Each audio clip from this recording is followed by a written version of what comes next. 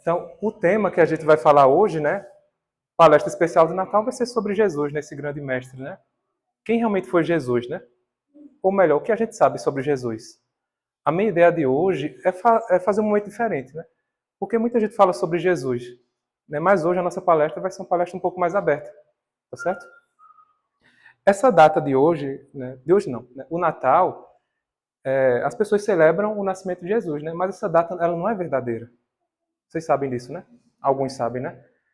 Mas assim, como, né, a maioria das pessoas, né, aproveita esse momento para celebrar, né, tudo bem, né? Mas historicamente falando, né, Jesus não nasceu nessa data. O que acontece é que lá atrás no passado, né, existiam muitas práticas pagãs, né, que celebravam a natureza, né? Tinha lá suas celebrações e era nesse dia, né? Aí o que o cristianismo fez, né? Como uma forma de combater essas práticas, né, colocou a data de Jesus nesse dia, né? Entenderam? Não só a data do nascimento de Jesus, mas várias celebrações fizeram muito isso, né? Como essas práticas eram a maioria no passado, então uma forma estratégica que eles encontraram foi colocar as celebrações cristãs na mesma data, para combater, né, o pensamento pagão que existia na época, né? Que o pagão, na verdade, eram pessoas que cultuavam a natureza, né? Viviam em harmonia com os ciclos, né, e tudo mais. Não eram pessoas endemoniadas, né? Como as pessoas falam, né? Eram pessoas que tinham uma ligação muito forte com a natureza, tá? Então, no passado era a maioria, né, de fato, né? Aí, dito isso, né, a gente já vai começar aqui, né? Quem realmente foi Jesus, né? Quem foi Jesus? Quais são os principais textos que falam sobre ele? Quais?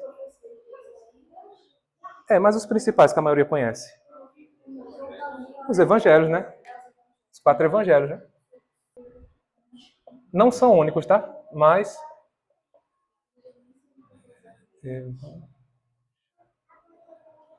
a título de nota, a gente vai partir desse ponto aqui, dos 4 evangelhos. A Bíblia, né, que muitos de vocês têm, ela é constituída de 2 grandes livros.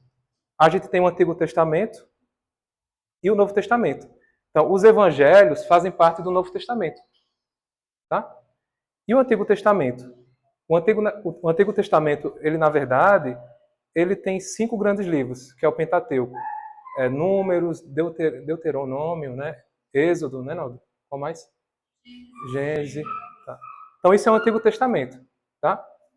Não nos interessa muito, e portanto é essa parte aqui do Novo Testamento. Então isso acaba confundindo muito, né? Uma pessoa que não tem conhecimento, né? Ou que nunca leu. Né? Por exemplo, os judeus, eles não consideram os evangelhos, até hoje, né? O Novo Testamento. Para eles, né, o que importa é só o Antigo Testamento. Os judeus, né? E se a gente for analisar a história, né, quem realmente perseguiu, né, e foi responsável por matar Jesus foram os judeus, né, do passado. Mas por que eles fizeram isso, né?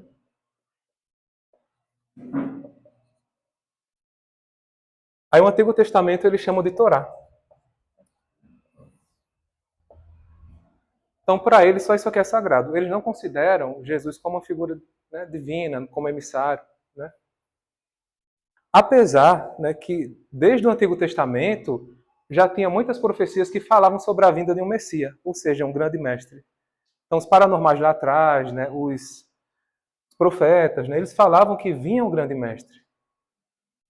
Aí veio Jesus e eles não aceitaram, né? Mas por quê? Né? Eles não aceitaram, né? O que aconteceu aí, né? Para eles não terem aceitado. Se quiserem comentar, pode ficar à vontade, tá? Vou ter que apagar isso aqui.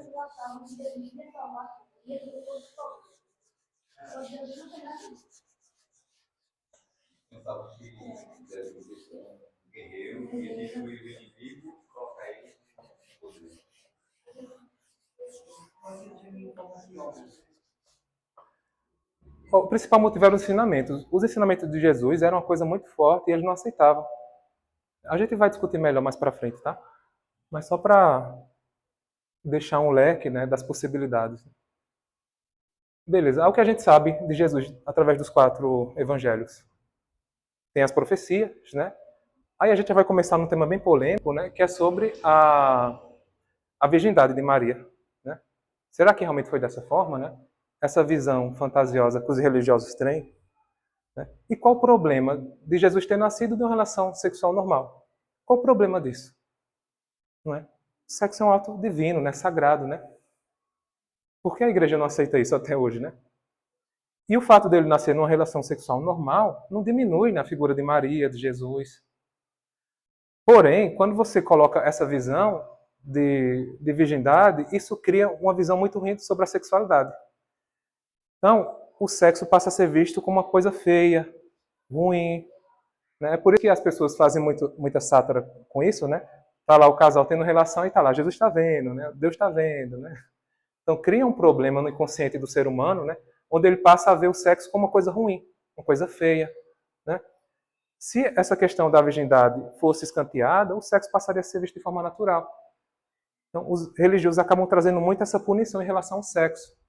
Né? Não pode fazer sexo antes do casamento, é uma coisa feia, imprópria. Então, a gente inconsciente, a gente acaba trazendo essa crença. Né? E o ato sexual, ele é um programa que faz parte desse nosso corpo biológico. Então, naturalmente, a gente é atraído ao ato sexual, porque é uma forma da gente dar continuidade, né? À espécie humana, né? Já pensou se o sexo fosse ruim? Ninguém queria nem saber, né? Mas não é assim, né? Então, o sexo, ele é um programa que está instalado nesse corpo biológico. Então, é natural a gente ter esse desejo, né? Buscar, né? Parceiros, coisa natural. Só que quando você coloca essa crença, né? Você passa a se culpar, né? Porque você vai sentir desejo, né? Você vai sentir atração. Então, as pessoas que vivem em cima dessa crença, elas sentem muito essa coisa da punição, do medo, né? O Deus está vendo. Por isso que criaram o motel, né? Porque motel é um lugar que o pessoal faz tudo o que não pode, né? De forma livre, né? Entendeu? A gente tem que levar em consideração que nem os próprios padres, eles seguem isso, sabiam? Nem os próprios padres seguem à risca isso aí. As pessoas acham que o fato dele colocar uma batina, né? Ele segue um celibato, não segue coisa nenhuma, né? A gente tem até conhecidos, né? Que já falou pra gente, né? Que eles saem à noite, né? Como é o nome do local que eles ficam? Como é o nome do local, Fábio? Que eles ficam. Seminário, isso. A gente conhece uma pessoa que ele falava que dava uns escapulir da noite. Veja. Saía para outras cidades. Quando não era isso, tinha relação com o pessoal lá. Então, é uma bobagem você acreditar que os padres seguem isso. Nem os padres seguem. Né? Porque é um instinto do ser humano. É muito difícil você combater isso. É claro que futuramente, né, vai haver um momento, né, que essa energia ela vai se deslocar para aqui. Não vai mais ser necessário, né, ela ficar presa aqui. Né? Mas isso é um progresso, né, que está muito à frente de nós. Né? Mas existe alguma forma de realmente essa virgindade ter acontecido? Para mim só existe uma teoria, uma inseminação artificial de seres com inteligência, né, capaz para fazer isso. Né? Então seria a única forma de explicar que realmente ela foi virgem, né? Entendeu? É a minha teoria, tá? Porque não faz sentido, né? Deus ia contra as leis dele só para fazer com que Jesus nasça, né? E quantos mestres já não nasceram numa relação normal, né? Entendeu? É uma coisa para a gente questionar, né? O problema da religião é que as pessoas não podem questionar. Vem aquela verdade e pronto, né? Ah, mas isso aqui... Não, isso são mistérios insondáveis de Deus. Já bate o martelo, eles se relacionam. Normal, né? Porque é um instinto que faz parte de todos os seres vivos, né? Eu falei os humanos, mas em geral, né? Sim, todos, né? Então, beleza. Nos quatro evangelhos, a gente vê três personagens interessantes, né, que vão aparecer, porém não há muitas informações sobre ele, que são os três reis magos. Não é verdade? Qual a identidade, né, desses três reis magos?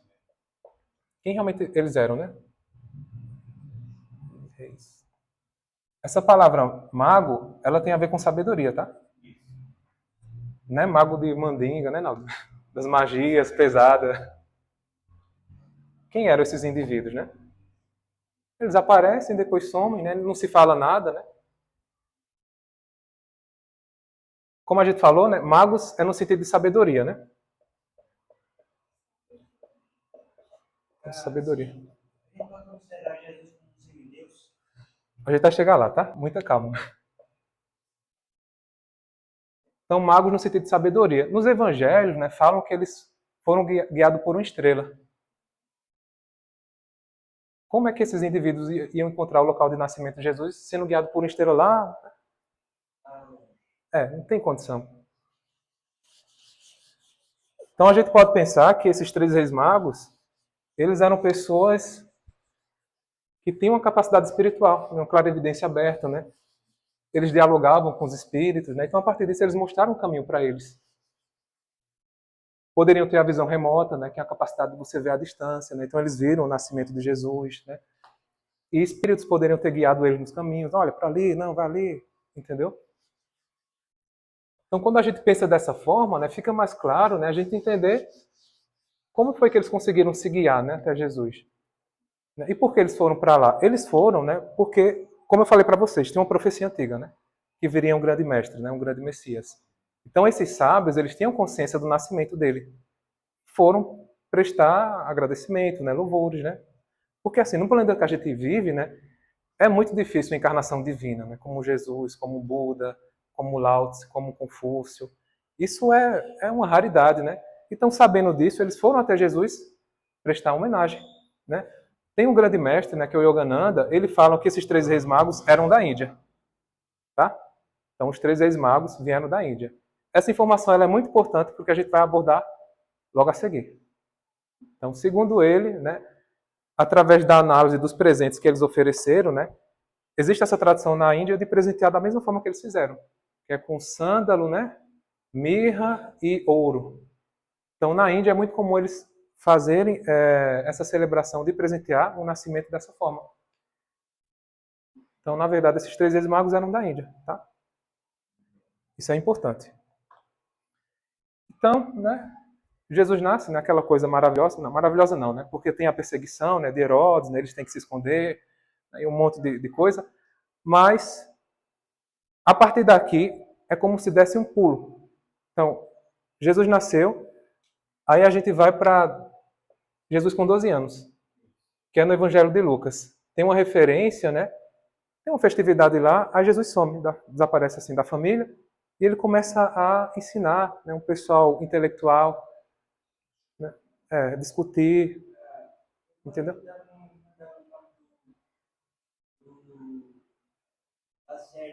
Sim, sim. Vou mencionar ela hoje. Aí ele começa a discutir com 12 anos. Então nasceu Jesus, né? Depois pulou para 12. Veja, já é um salto, né? E depois de 12? Ele reaparece com 33, né? 33, né? Então, a gente tem quantos anos ocultos?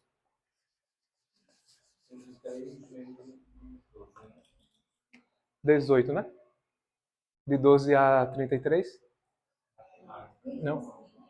21, né? Então a gente tem 21 anos assim, oculto, né? Não se fala nada, né? Onde ele estava, o que é que ele fez. Né? Muitos falam, Jesus ficou com a família. Né? Mas será mesmo, né? Hoje, qual é o jovem que quer ficar com a família, né? Chegou na maioridade e ninguém quer ficar mais com a família. Né? É muito raro, né? As pessoas querem sua independência. Agora imagina Jesus, né? Um cara com essa consciência, né? Será que ele ia ficar lá com a família, né? Sabendo do seu propósito, da sua missão? E essa fase anterior, ela é muito importante porque até na psicologia, né, Carla, fala sobre a construção do caráter, né, da pessoa. E essa parte é oculta, né? A gente não sabe nada, né? Uma parte importante da nossa vida, né? A infância, a adolescência ali. Né? Você tem 20 anos sem nada, né? Onde ele ficou esses 21 anos, né? O que será que ele fez, né? Estava estudando. Estava sendo iniciado. Uhum. Então faz sentido a gente pensar que ele estava estudando, né? Se aprofundando para fazer a missão que ele fez. Né? Então, existe uma teoria que esses 21 anos, né? Ele teria passado na Índia. Então, esses 21 anos, ele teria passado na Índia. Olha, ele teria passado na Índia. Aí lembra que eu falei dos três reis magos? Eram magos da Índia, né? Sábios da Índia, né? Então, ele foi prestar reverência a esses três reis magos. É. No passado, né, existia a Rota da Seda. Não sei se vocês já ouviram falar. Olha, a Rota da Seda. Era uma rota de comércio. Já ouviu falar, Mirella? Onde? Aqui, né? A Rota da Seda era uma rota de comércio que ligavam vários países, né? Então é totalmente possível que ele tenha seguido por essa Rota da Seda. E aqui, né, existia um diálogo muito forte entre as pessoas, eles trocavam conhecimento também, informações. Então ele teria seguido por essa Rota da Seda até chegar na Índia, né? E assimilado, né, um pouco dos ensinamentos, né? Olha, quem pratica yoga e estuda a filosofia a fundo, né, como a gente tem esses momentos aqui, quando você começa a estudar, né, a vida de Jesus, né, os evangelhos, você encontra muita coisa semelhante. Os ensinamentos dele começam a se bater. Né? Aí, esse é um dos motivos que os judeus não aceitavam, porque o que ele ensinava era uma coisa que era totalmente diferente do que os judeus estavam habituados. Mas quando você começa a fazer uma ponte, você vê que tem uma relação muito forte. É claro que ele trouxe numa linguagem apropriada naquela cultura, né? Mas existe essa teoria muito forte que ele teria pegado a Rota da Seda, né? Se eu não me engano, ali de Jerusalém dá 5.000 quilômetros, parece. Seria equivalente a 5 meses, eu acho, de estrada. Entendeu? Até chegar aqui, né, na Índia, né? Mas é possível. Isso explica a semelhança dos ensinamentos dele com os ensinamentos indianos, com os ensinamentos budistas, né? Por exemplo, um ensinamento muito forte, né? O que fala que Jesus foi para o deserto e, segundo a tradição, ele ficou quanto tempo? 40 dias, né? Em meditação. Jesus, né? Quando a gente vai para a Índia, né? Buda foi a mesma coisa. Ele ficou 40 dias e 40 noites em meditação. As semelhanças. Olha. Então, Buda, antes de se iluminar, ele ficou 40 dias e 40 noites lá na árvore. Então, é muito semelhante. Será que é por acaso, né? Essas semelhanças? Né? Como se ele fizesse o mesmo processo, né? E várias vezes a gente encontra referência, né? Que Jesus ele sai, né? Ele deixa lá os discípulos e vai ter um contato mais profundo, né? Meditação, oração. Então ele tinha todas as características orientais do isolamento, né? De você meditar, né? Comungar, né? Com Deus.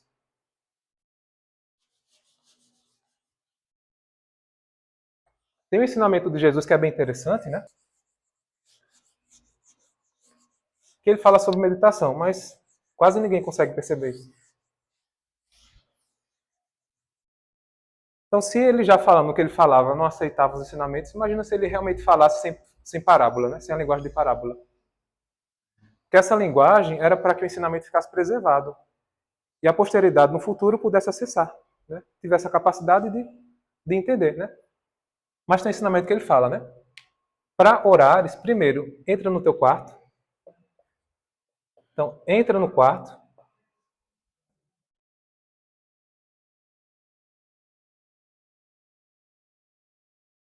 Fecha a porta.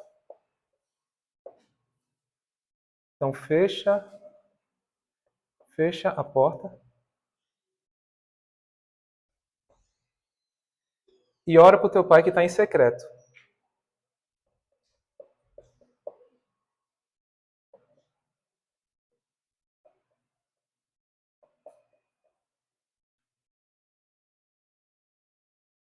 Isso aqui é sobre meditação. Sabiam? Ou não? Não. Entra no teu quarto é o quê? Se voltar para dentro. Se voltar para dentro, né? Voltar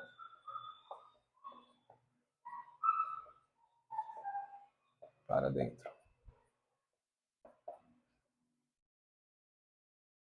Fecha a porta do quê? Dos sentidos.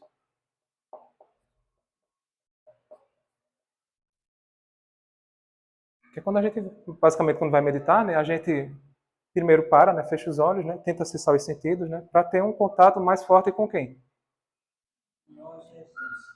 Ou, em outras palavras, com Deus, né? Que está onde? Por isso que é em secreto. Então Deus está dentro de cada um de nós, né? Dentro de nós. Então, isso é um ensinamento sobre meditação. Mas lá atrás, quem entender isso, né? Não é só entrar no seu quarto e fechar a porta, né?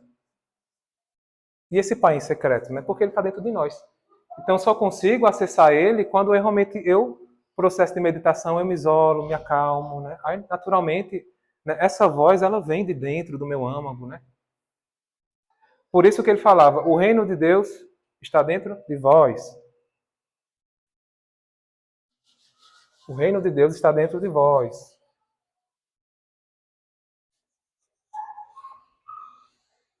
Isso é uma coisa que está lá nos evangelhos, né? A escritura canônica, né, principal, né? E o pessoal não fala sobre isso. Por quê? Vocês sabem? Isso aqui liberta você das religiões. Quando você entende que o Pai, em secreto, está dentro de mim, qual a necessidade que eu vou ter em estar em igreja? Nenhuma, né? Eu posso ir, né? Se eu tiver com vontade, né? Mas não é mais uma necessidade, né? Porque basta você se concentrar, se voltar para dentro, né? Fazer uma prece, uma oração, que Deus que está em secreto, né? Dentro de nós, ele vai falar com você.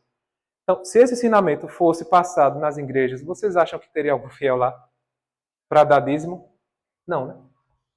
Então a igreja, né, durante muito tempo, ela velou ensinamentos muito profundos, né, que poderiam ajudar as pessoas a se iluminarem.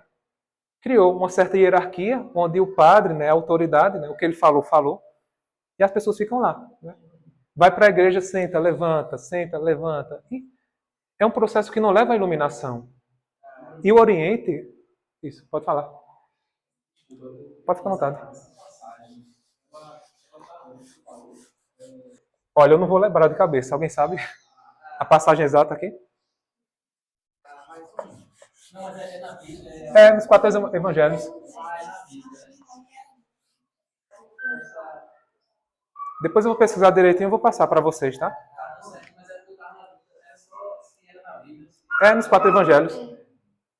Até agora a gente está falando sobre os 4 evangelhos, tá? Depois a gente vai falar sobre os apócrifos. Diga. Mas na antiguidade, na antiguidade, aí as igrejas não vendiam coisas, dizendo que foi feito por Deus, aqui é feito por Deus. Isso sempre existiu, né? Por isso que tem aquela passagem que Jesus, né, derruba tudo, né? Na casa do meu pai não pode essa coisa, né? Mercadoria, né? A gente vai falar sobre o cristianismo primordial, né? Como é que ele nasceu, tá? Não era dessa forma, primeiramente, não era dessa forma. Os católicos primitivos, eles acreditavam na reencarnação. Por isso que sem essa visão da reencarnação, fica difícil você interpretar a Bíblia. Jesus, ele falava sobre reencarnação, né? O diálogo dele com Nicodemos, por exemplo, né? Nicodemos é um intelectual judeu e ele vai conversar com Jesus para saber, né?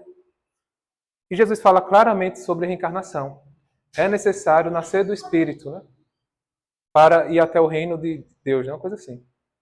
Então ele está mostrando que é um processo, né? Até você chegar, né, no reino de Deus, que é esse estado de plenitude, né? De realização. Tá bom? Porque quando você está em paz, você pode estar em qualquer lugar.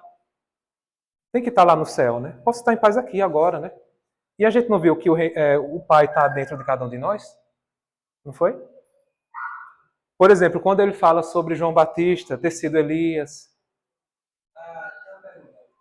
Diga. Ah, não, isso aí esquece. Eu vou pular isso aí.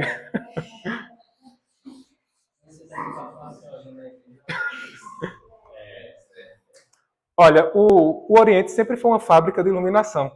Então a gente tem vários iluminados. Então essa é a minha crítica. As pessoas não conseguem se iluminar aqui na igreja por conta disso, né? Porque tem essa crença muito forte, né? Que você não pode questionar, você não pode aprender, você não pode ter essa comunhão. É como se o padre fosse o intermediário. Né? E a gente é o quê? Ou melhor, eles falam que só Deus, né, é o único que só Jesus é o filho de Deus, né? E a gente é filho de quem, né? É. Então, isso é uma coisa muito ruim para o ser humano, né? Essa crença de pecadores, né? Que você tem que pagar pecado, tem que espiar. É uma crença destrutiva, né? E muitas pessoas seguem essa crença, né? Já no outro, não. A gente tem muitas almas que se iluminaram, né? É muitas mesmo, sabe? Porque a forma, né, o ensinamento que eles tinham, a prática, né, é outra, né? Entendeu?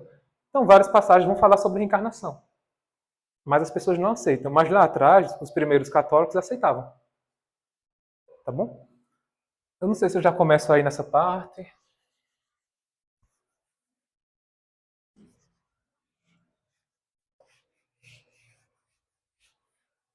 Jesus, né, várias vezes ele mostrava que a gente tinha essa capacidade, né?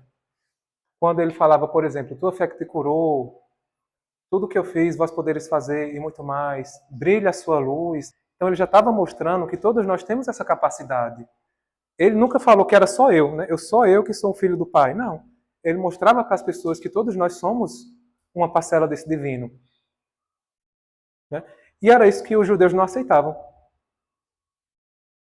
Essa coisa de você colocar como divino. Né? Como assim? Tem até uma passagem que eles vão questionar Jesus por conta disso. Né? Essa coisa do vós sois deuses, né? Que é até o tema da nossa palestra, né? Ele é questionado por conta disso. Vós sois. Aí eles falam, você está se colocando como Deus, né? Aí ele fala, tá lá. Aí ele fala a passagem do Antigo Testamento. E ele não aceita. Entendeu? Ele fala, tá lá. E os judeus não aceitavam, né? Agora isso é um ensinamento que sempre existiu na Índia.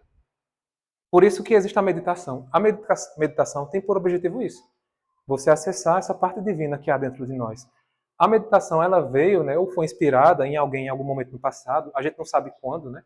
É uma prática realmente milenar, mas ela veio com essa inspiração de realmente fazer com que as pessoas tenham essa consciência aqui.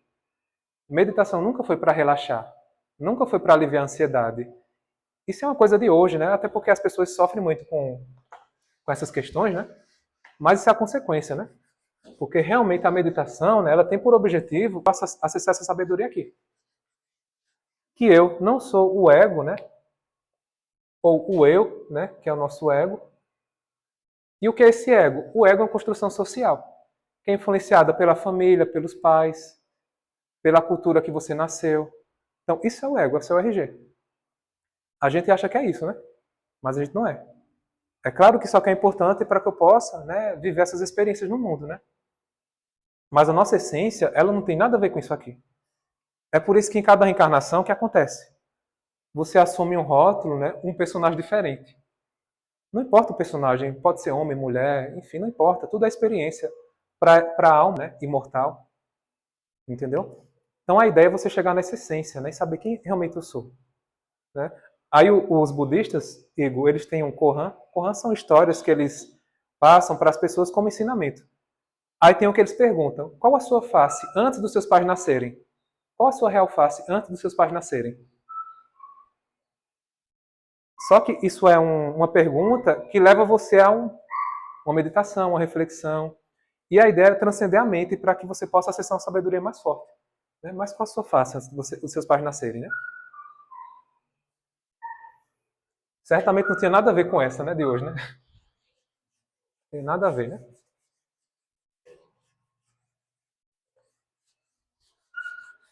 Eu vou entrar agora nos evangelhos apócrifos. É claro que tem muita coisa maravilhosa, tá? Nos quatro evangelhos. E a gente ainda vai falar depois, mas eu vou falar sobre os evangelhos apócrifos. Então, em 1945, se eu não me engano, foi descoberto, né, numa região do Egito, Nag Hammadi, manuscritos. E esses manuscritos eram outros evangelhos que o pessoal, um período aí do passado, teria escondido, né, por conta da perseguição. Então, eles esconderam e em 1945 o pessoal encontrou. Aí foi uma grande descoberta da arqueologia. Por quê? Porque esses evangelhos traziam uma visão totalmente nova sobre Jesus. Nova, sim, mais profunda. Né? Aí esses são os evangelhos apócrifos que foram descobertos. Eu acho que foi, se eu não me engano, 50 e alguma coisa, 52, por aí. Foi, 52. E qual é a história desses evangelhos? Eu falei para vocês que no passado, os primeiros cristãos, eles aceitavam a reencarnação. Só que eles foram perseguidos. Isso antes do concílio, tá? Que a gente vai chegar lá também. Eles foram perseguidos, aí eles sentiram a necessidade de esconder esses manuscritos para também não ser destruído, né? Porque se fosse, seria uma grande perda para a humanidade. Porque a revelação que esses evangelhos trazem é uma coisa muito profunda. Tá? E quem eram esses cristãos do passado, né? Tinha vários grupos, tá? Mas tem um que se chamava os gnósticos. Então,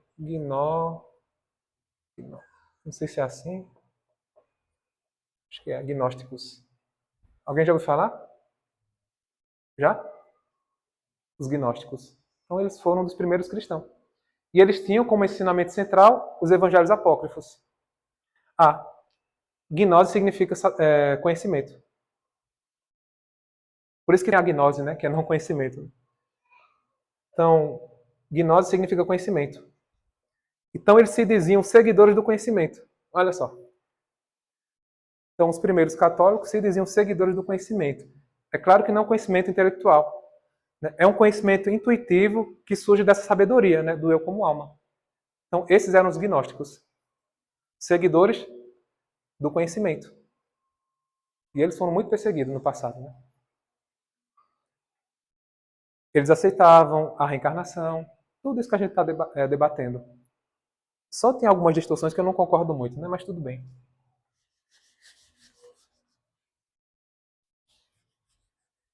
Eu separei um texto de um evangelho, foi dois textos, na verdade, de um evangelho apócrifo, né, ou gnóstico, que eu vou ler para vocês. Deixa eu pegar ali.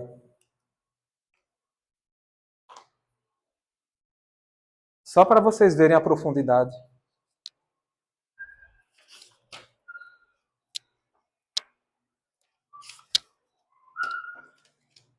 Vou fazer a leitura do Evangelho de Tomé. É um dos evangelhos, né, apócrifos. Se aquele que vos guiam disserem, olhem, o reino está no céu, então os pássaros do céu vos procederão. Se vos disserem que está no mar, então os peixes vos procederão. Pois bem, o reino está dentro de vós, também está em vosso exterior. Olha, então o reino está dentro de vós e também está em vosso exterior. Não é um local circunscrito, né, como a gente falou. Só que esse é um conhecimento que ele libertaria, né, as pessoas dessa coisa de ir para a igreja, sabe? Então já começa por aí. Quando conseguirdes conhecer a vós mesmos, então sereis conhecidos. Olha, quando conseguires conhecer a vós mesmos, então sereis conhecidos e compreenderei que sois filhos do Pai vivo. Mas se não vos conhecerdes, viverás na pobreza e sereis essa pobreza. Então ele está ensinando autoconhecimento. Né? Veja que coisa profunda. Aí faz sentido a gente pensar, né? Por que a igreja não aceitou, né? Isso é do Evangelho de Tomé. Né? Aí é interessante, né? Porque nos 4 evangelhos, né? Tomé é o quê? É o incrédulo, né? Também. E será que eles não distorceram, né? Ó, textos antigos, eles são sujeitos a interferências. A gente vê muito com a Bhagavad Gita, né? Yoga Sutra, que a gente falou isso, né? Alteração de uma tradução para outra, né? Às vezes uma palavra, mas já muda todo um sentido. Né? Então, será que não teve, né, interferência no passado, né? Aí eu vou para outro ainda mais impactante, que é o de Maria Madalena. Quem é Maria Madalena, né? Nos 4 evangelhos, né?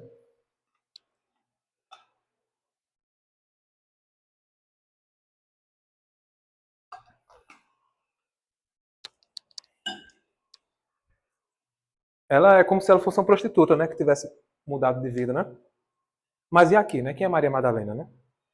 A gente vê que ela era uma das mais próximas de Jesus, né? E não é à toa que, quando ele se materializa, né? Ela é a primeira a ver. E no seriado, né? Quem assiste aqui o seriado The Chosen, né? Eu até recomendo. Você vê a proximidade que ela tem com Jesus, né? Tá bom. Vou colocar aqui, né? Existe um seriado que o nome é The Chosen. Os Escolhidos. Certo, Mirella? The Chosen. Esse seriado tem uma visão totalmente nova sobre Jesus. Você vê um Jesus que dança, que conta piada, que celebra com os discípulos. Então, para mim, esse seriado foi uma verdadeira inspiração.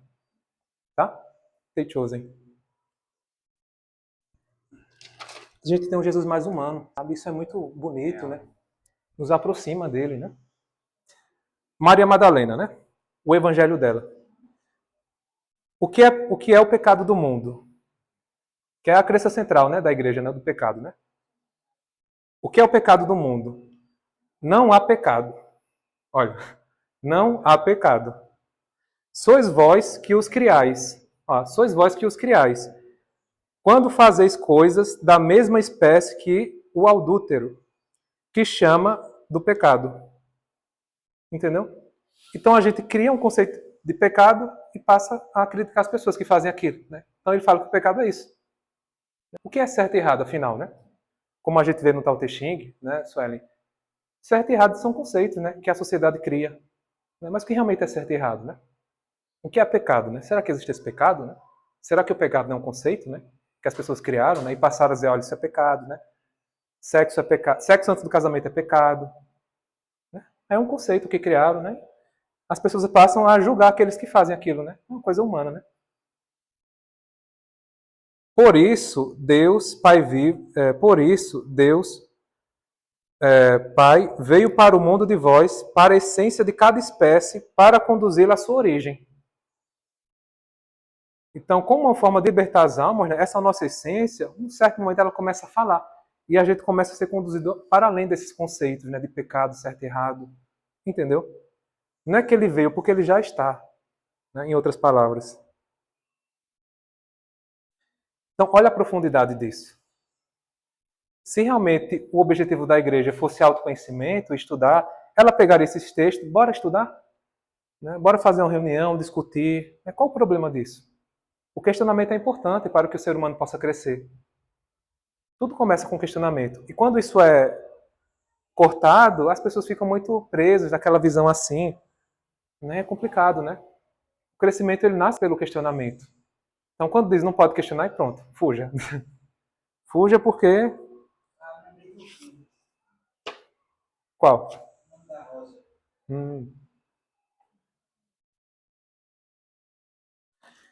Então, a gente vai falar sobre o concílio agora.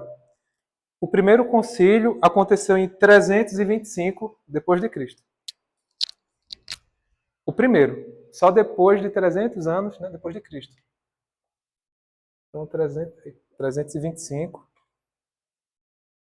Então, olha o tempo, né?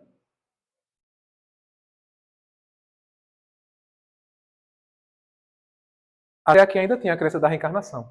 Tá? Ao que fizeram, né? Pegaram os textos para discutir quais seriam considerados sagrados, né? Revelações.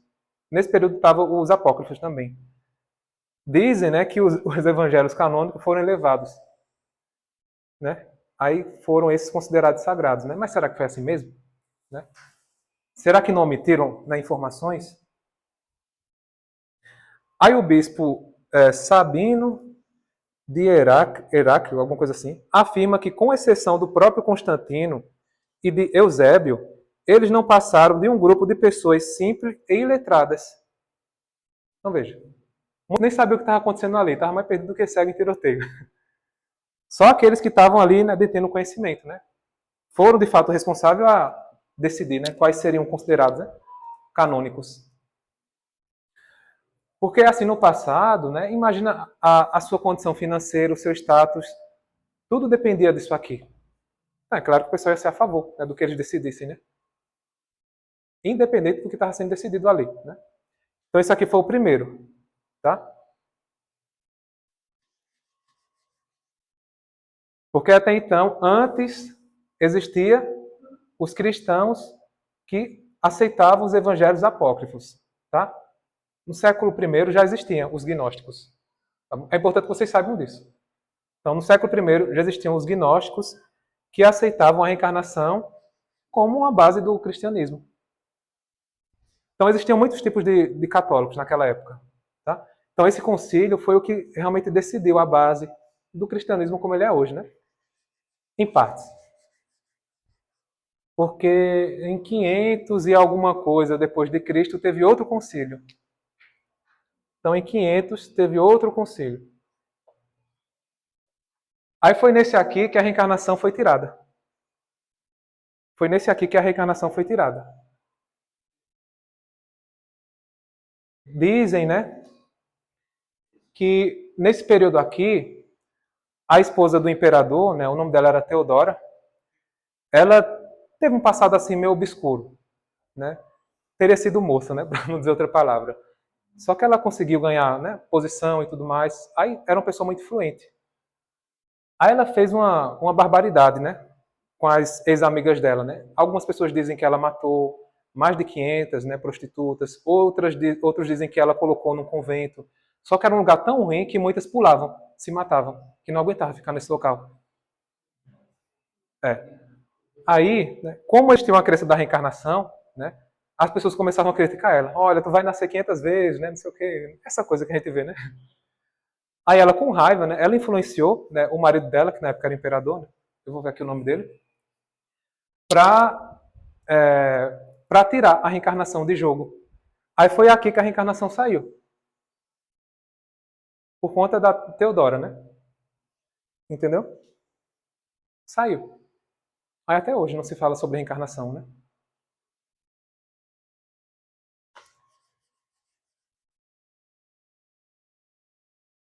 E sem a reencarnação fica difícil, né? Você ler a Bíblia, né? Compreender os ensinamentos, né? Porque o próprio Jesus falava sobre isso, né? Até de forma clara, né? Uma linguagem muito clara, né? Da forma que ele passa, né? Mas foi por conta disso aí, desse concílio, né? Se existia um concílio verdadeiro, né? Foi o concílio dos discípulos, né? Esse aí foi o realmente real, né? Depois já não dá para saber, né? Até que ponto eles foram honestos, né?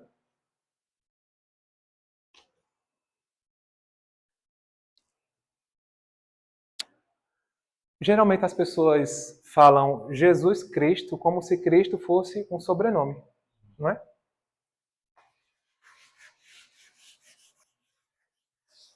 Tá dando para acompanhar ou tá muito rápido? Tá bom, né? Então a gente tem Jesus, né? Jesus Cristo.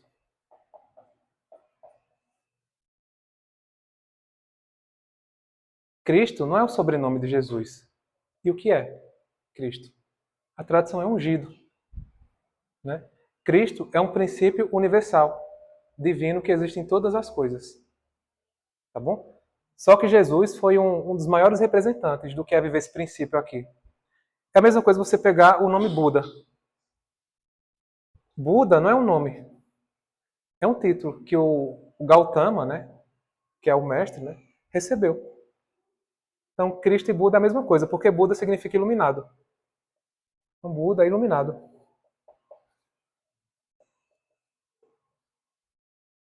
Na verdade, é um título. Tá? E na nossa escola a gente tem o nome...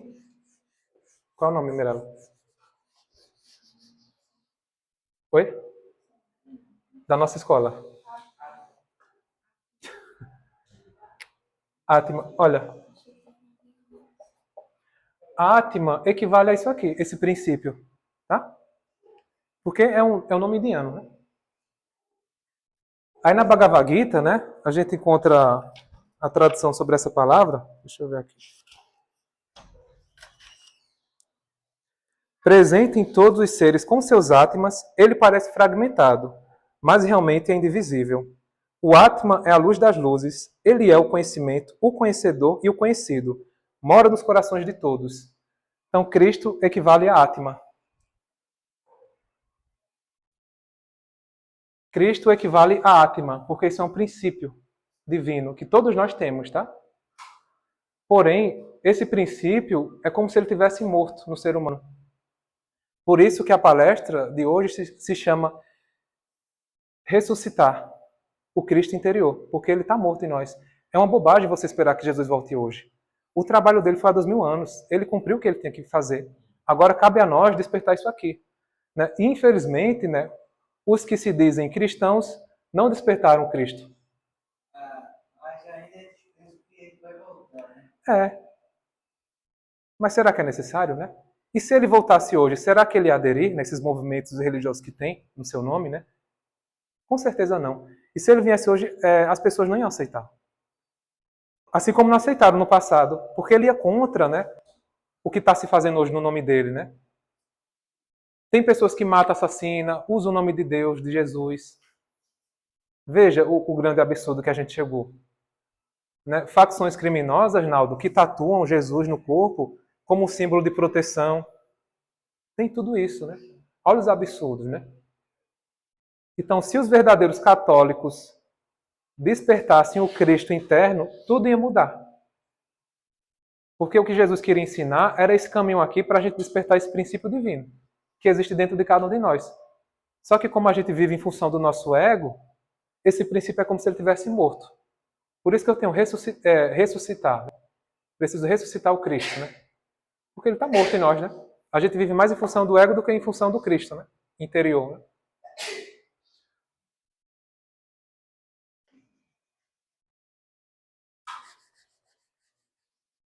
De certa forma, Nietzsche tinha razão. Quem? Nietzsche. Ah. Foi o que disse Deus está morto. Né? Então, assim, dessa perspectiva, que é algo que a gente precisa trazer a vida. E muda, né, a nossa forma de vida, né? Quando eu vejo o sagrado em mim, não só em mim, né, mas na natureza, nos animais, em todas as formas de vida, poxa, isso dá um brilho para a vida, não é? É maravilhoso, é uma coisa maravilhosa, né? Então Jesus, ele queria ensinar isso para as pessoas, né? Mas os ensinamentos dele foram muito combatidos no passado. Só os discípulos, né, que tinham acesso a isso aqui, que a gente está discutindo hoje, né? Uma coisa que dificilmente a gente vai ver na igreja, né? Infelizmente, né? Porque os cristãos deveriam ser pessoas que despertaram o Cristo em si. A gente teve bons exemplos na igreja, né? Por exemplo, Francisco de Assis, Madre Teresa, foram representantes do que é despertar o Cristo, tá? Porque despertar o Cristo não é só ir para a igreja, não é só decorar textos, é você agir. E veja como eles agiam no mundo, né? A ação deles. É uma coisa maravilhosa, né? Então são os maiores exemplos, né, que é possível despertar essa natureza crística, né? E faz parte de todos nós, tá? É importante que vocês lembrem disso. Essas pessoas conseguiram através de seus próprios esforços. Mas eu também possuo o Cristo em mim, ou Atma, né? Ou Buda, né? Como você quiser falar, né? Tá? É só nomes diferentes, mas a ideia é a mesma. Jesus foi um representante que veio mostrar para a gente o caminho para que a gente pudesse despertar a natureza crística. Ele não veio pregar essa coisa de salvação, de pecado, do mundo. Eu sou o único filho de Deus, vocês são filhos, né? A gente não pode nem falar, né? Ele não veio pregar isso, né? Nenhum mestre, né, autorrealizado, né, cria essa doutrina, né, onde as pessoas são vistas como menores. Não. Nenhum mestre autorrealizado faz uma coisa dessa, né? E está lá nos ensinamentos de Jesus, né? Não é só nos evangelhos apócrifos, mas nos 4 evangelhos está muito claro isso. Agora precisa ter olhos, né, para ver. Por isso que quando você faz um estudo, né, de forma religiosa, é uma maravilha, né? Porque ali você é livre, né, para enxergar, né, esses ensinamentos ali ocultos, né? Que foram ocultos, né, ao longo do tempo. Entenderam? Alguém até aí quer perguntar alguma coisa? Entenderam essa ideia do Cristo? Tá? Que é um princípio interno que todos nós possuímos, né? Que equivale ao nome da nossa escola, Atma. Então, quando esse princípio é desperto, eu passo a agir como essas almas, né? O objetivo da vida é esse, é que a gente desperte esse princípio. Em algum momento, tá? Em algum momento esse princípio ele vai despertar. Porque as experiências da vida, né, elas vão nos ensinando e chega uma hora que você cansa, né, desse mundo, né? Esse mundo de primitivo, de cobrança, né, de jogo de ego, né, de passar a perna, né? Aí esse princípio começa a acordar, sabe? E a gente pode ter lampejos. Porque o Cristo, né, ou o Atma, é um estado de consciência. É um estado de consciência. Onde você acorda e se percebe como uma parte de Deus, né, do divino. Por que Jesus falava, eu e o Pai somos um? Porque ele tinha convicção, ele sentia isso. Mas você também pode fazer isso. Na sua própria experiência, né, você sentir essa conexão com Deus, né? E uma conexão tão forte que você pode afirmar, eu e o Pai somos um. Nessa conexão, nessa comunhão, né, com o divino. Tá?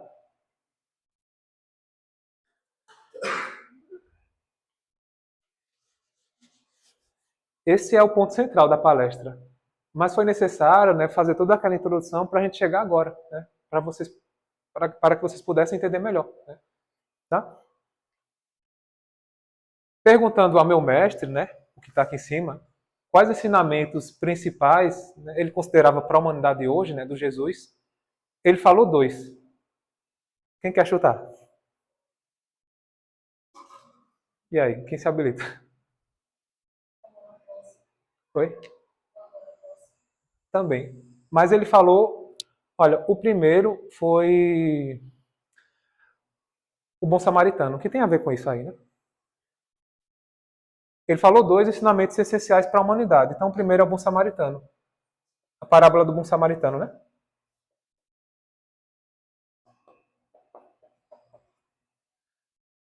Aí eu tive até que pesquisar, que eu não lembrava desse aqui. E é o que se fala no bom samaritano, né? Você vê que está passando uma pessoa, bandidos, né? Pegam essa pessoa, espanca, né? Tira a roupa dele e vai-se embora. Né? Ele fica lá. Aí passa um sacerdote, olha, vai embora. Passa outro, olha, vai embora. Até que vem quem? O bom samaritano. E olha aquela pessoa, né? Então com todo amor ele acolhe, leva e ainda paga a estadia dessa pessoa. Então veja, o quanto isso é necessário, né? É uma coisa tão simples, né? Nem deveria ser um ensinamento, porque isso aqui já está na nossa consciência, né? Que a gente deve ajudar o outro de acordo com a nossa disposição, talentos, né? Nem precisava ser um ensinamento porque está na nossa consciência, né? E foi quando eu parei para pensar nisso, né? E é verdade, né? Se a humanidade agisse com compaixão, como é que o mundo seria, né? Seria outra coisa, né? Mas hoje as pessoas pensam em passar a perna, né? Em ser o primeiro. Não tem esse pensamento. Aí você pega, por exemplo, né, aquele experimento que, não sei se foi um... Esqueci o nome agora. Que fizeram na África, Mirella, pegar as criancinhas, tu lembra? Foi um pesquisador do Umbutu. Vocês sabem, né? Aí esse pesquisador, ele foi para a África, né? Aí colocou uma cesta de fruta, aí pediu para eles, quem chegar primeiro ganhava, né? Aí as crianças, elas pegam a mão. Então, ao invés delas sair correndo, não, pega as mãos e vão. Aí ele pergunta, por quê? Por que vocês fizeram isso, né? Aí elas falam, Umbutu, tio. Aí significa o quê? Nós, eu sou, nós somos. É, uma coisa assim. Então veja que coisa forte, né? Veja. Então a gente deveria incorporar isso, né? Porque quando há um sofrimento, né? É um irmão seu, é uma parte sua que está sofrendo. Se você tem disponibilidade de ajudar, que impede, né, de ajudar, né? Por que os cristãos que se dizem cristãos não seguem isso aqui? Né? Ficam preocupados em julgar os outros, né? Ver o tipo de roupa que a pessoa está chegando na igreja. Esse tipo de coisa tão banal.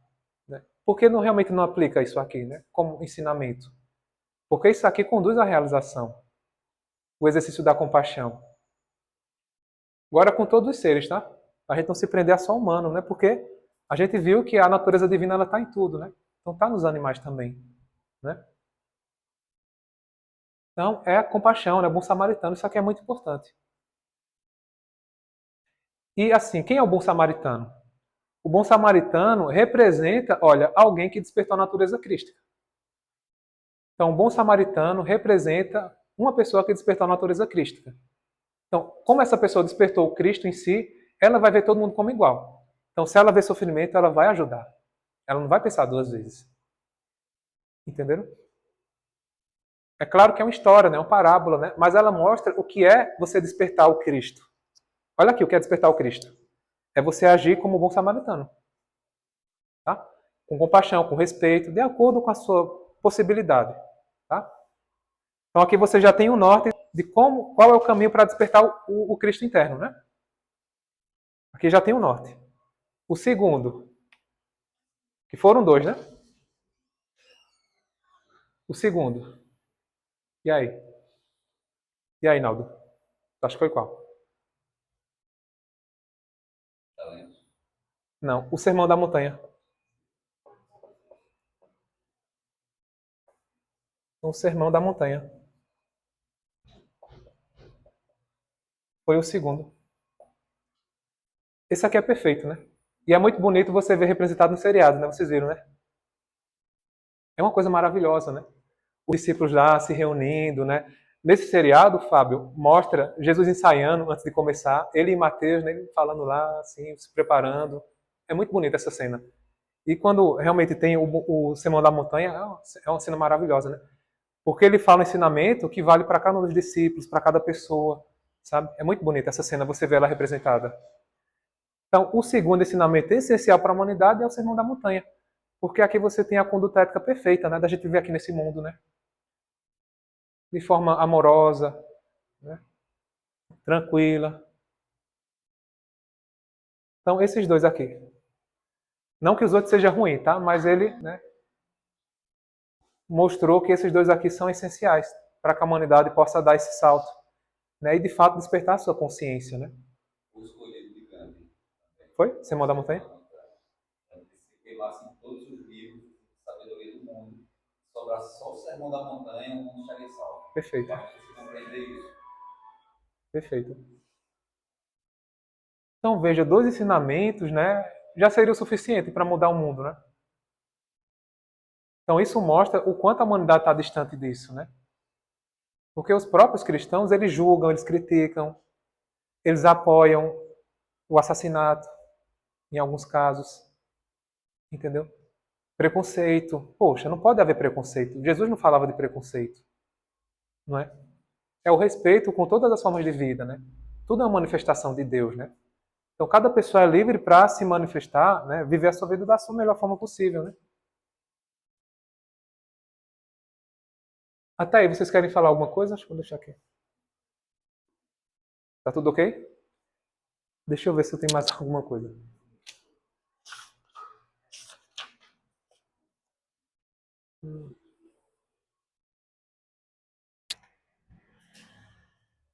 Pessoal, então acho que é isso. Ficou alguma coisa sem entender? Ficou tudo claro?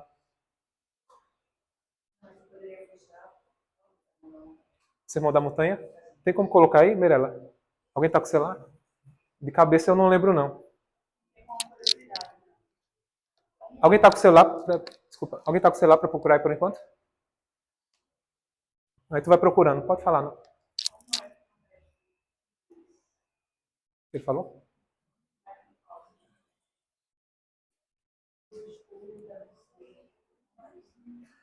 Ó, geralmente, ela está perguntando como foi que ele falou esses ensinamentos, né? O mestre.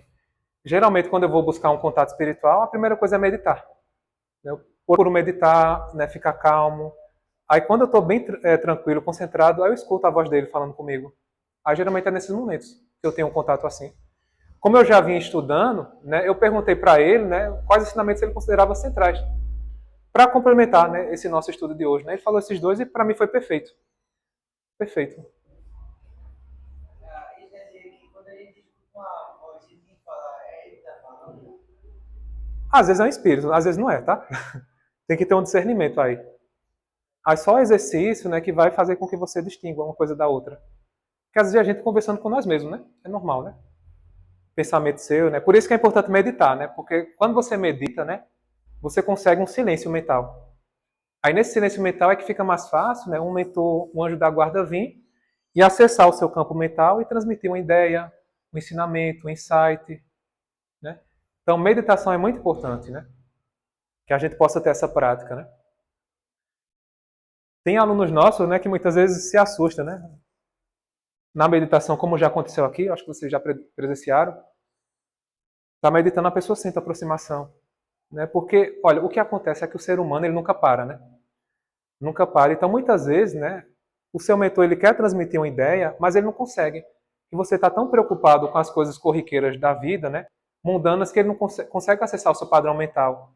Então, quando a gente silencia, né, seja através do exercício da oração, da prece, da meditação, aí esse espírito ele consegue se conectar à sua mente e transmitir uma ideia. Para quem não tem o hábito, né, vai confundir, né? Sou eu, mas não importa, tá? Se é uma coisa elevada, tá ótimo, né? A mesma coisa é a questão do carteiro, né? O carteiro entrega uma carta, você não vai perguntar quem é, né? Qual é o seu nome, meu filho? Você está preocupado com a carta, né? Então é mais ou menos assim, tá? Aí é realmente a experiência que vai ajudando a perceber. Aí o sermão da montanha, né? Colocou certo, Naldo? Oi? Peraí, vem. É só aquele bem-aventurados. É tudo isso aqui? É? Começa onde?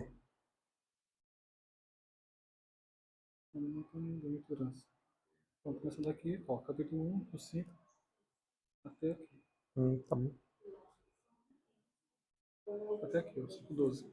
Beleza. Esse é o livro digital. Pronto, a gente vai fazer uma leitura, né, do Sermão da Montanha. Tá? A Suelen pediu, a gente vai ler, né, para fechar com chave de ouro esse momento, né? Foram os dois ensinamentos, né, para vocês que saíram, os dois ensinamentos centrais que ele considerou importante para a humanidade hoje, né? O Bom Samaritano e o Sermão da Montanha. E o Sermão da Montanha eu pedi ajuda a Naldo, né, porque eu não sei de cabeça tudo, né? Olha, bem-aventurados os pobres em espírito, porque deles é o reino dos céus. O que isso significa? Que a riqueza, né, material não é mais importante. Tem tantas pessoas que não têm, tem pouco e vivem feliz, né? Então já começa por aí. Né? Deixa eu ver. Bem-aventurados os aflitos, porque eles serão consolados. Bem-aventurados os mansos, porque eles herdarão a terra. Bem-aventurados que têm fome e sede de justiça, porque eles serão saciados. Está bem claro? Não há porque a gente, né? Bem-aventurados misericordiosos, porque eles receberão misericórdia. Bem-aventurados os limpos de coração, porque eles verão a Deus. Bem-aventurados os pacificadores, porque eles serão chamados filhos de Deus. Olha, pacificadores, né? Muito importante isso. Bem-aventurados os perseguidos por causa da justiça, porque deles é o reino dos céus. Bem-aventurados sois vós, quando vós injuriarem e perseguirem. E mentindo disserem todo mal contra vós por causa de mim. E termina assim. Muito bem, é que é maravilhoso esse ensinamento, né, do Sermão da Montanha. Então é uma coisa realmente para a gente... conhecimento espiritual, né? Então é uma coisa para a gente ter no nosso coração, né, e estar sempre refletindo, né, buscando, né, seguir esse caminho aqui, que nem sempre é fácil, né? A gente é ser humano, né? Então a gente baila, né, nas dificuldades, mas a gente vai se esforçando ao máximo possível, né? Então, pessoal, a gente chegou ao final. Primeiramente, eu queria agradecer a presença de todos vocês, né? Hoje a gente está com o espaço cheio, né? Graças a Deus. Então, namastê, muita paz.